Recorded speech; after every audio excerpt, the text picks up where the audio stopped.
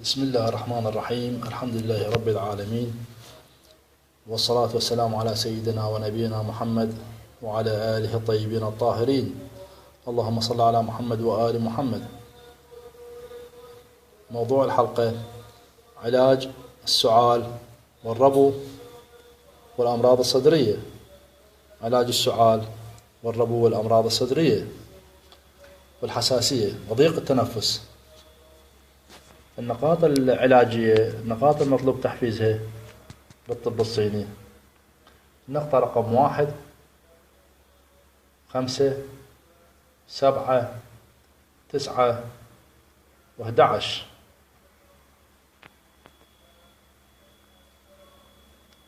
1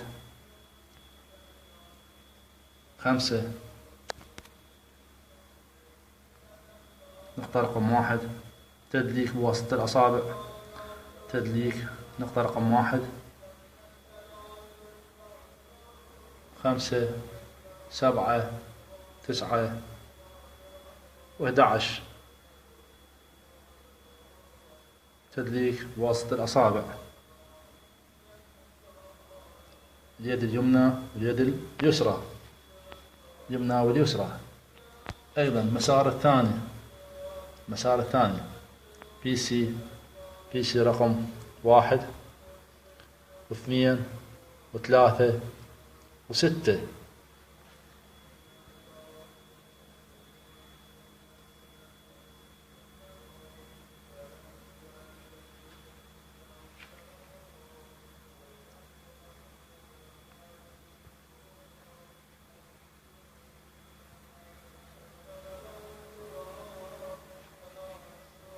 جيد. مسار الآخر سي بي 6 و14. تدليك نقاط. نقطة رقم 6 تقريبا تصير 6 أسفل السرة. نقطة رقم 6 ونقطة رقم 14. تدليك بواسطة الأصابع. نعم. أيضا كيدي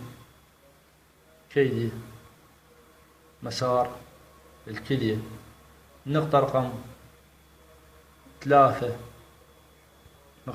3 تدليك بواسطة الأصابع. تدليك نقطة رقم 3 ونقطة رقم 22 و27. 22 27.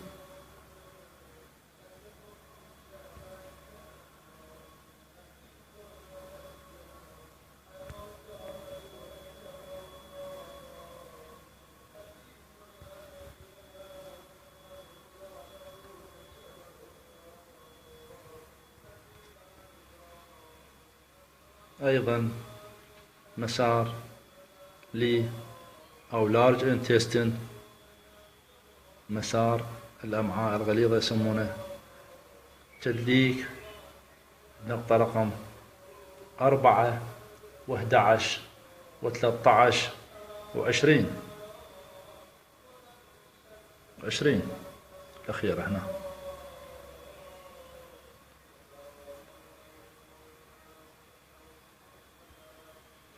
4 11 13 و20. تدليك.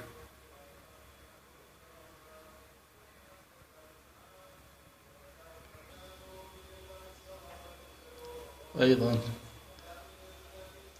ليف 3 تدليك كل الجانبين. ليف 3 نقطة رقم 3 قريبة على الأصابع.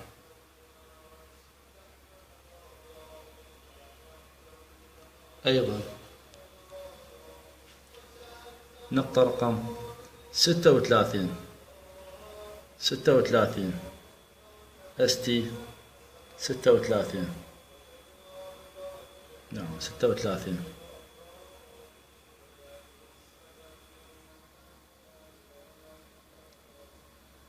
تدليك نقطة رقم TH17 TH17 نزولا، تدليك بواسطة الأصبع طريقة دائرية أو حلزونية.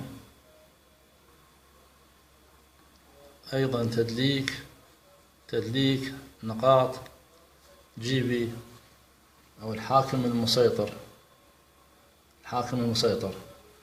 نقطة رقم 9 و10 و11 و12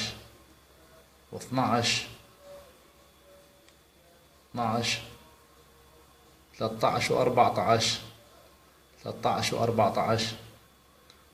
و16 و17 و17 تدليك بواسطة الأصابع. أيضا تدليك هذا المسار، النقاط، نقطة رقم 13 و14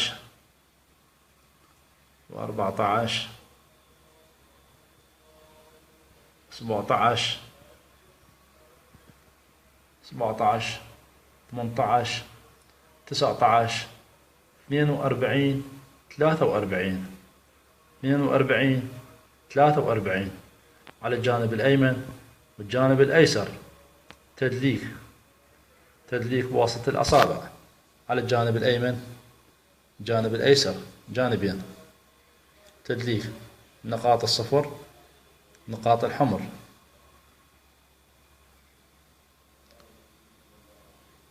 أيضا تدليك نقطة رقم 11 SI11، نقطة مهمة لعلاج الربو والسعال وضيق التنفس على الجانبين، الجانب الأيمن والجانب الأيسر. نقطة رقم 11.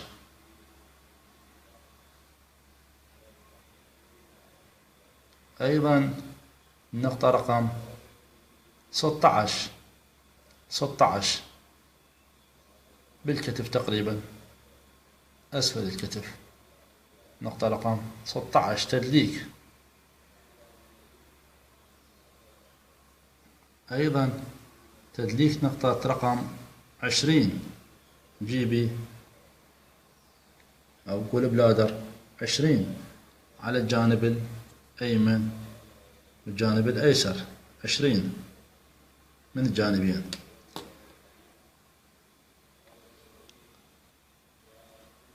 تمنياتي لكم بالصحة والشفاء العاجل إن شاء الله.